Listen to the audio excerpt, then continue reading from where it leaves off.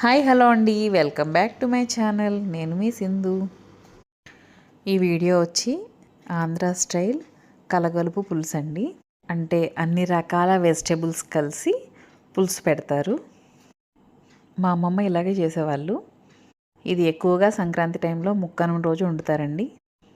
అన్ని రకాల వెజ్జీస్ ఇలా కట్ చేసుకుని వితౌట్ ఆయిల్ ఒక్కొక్కటిగా దాంట్లో వేసేసుకుని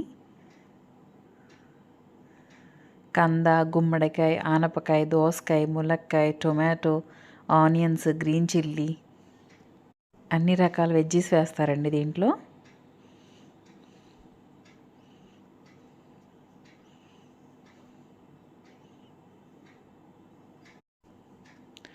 బ్రింజాలు కూడా వేస్తారు. కొంచెం ఉప్పు, కొద్దిగా పసుపు, ఒక హాఫ్ లీటర్ వాటర్ వేసి ఒక 5 మినిట్స్ బాయిల్ చేస్తే ఇలా అవుతాయండి.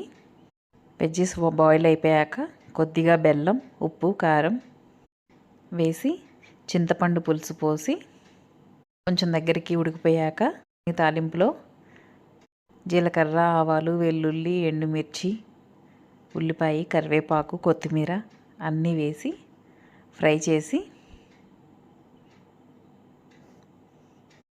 ఇవి బాగా ఫ్రై అయిపోయాక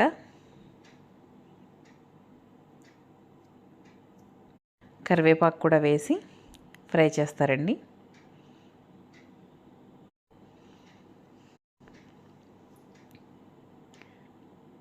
ఇలా ఫ్రై అయిపోయిన దాంట్లో ఉడకబెట్టిన వెజ్జీస్ అన్నీ కలిపేస్తారు. ఇది ఆంధ్ర స్టైల్ కలగలుపు పులుసు. Thanks for watching.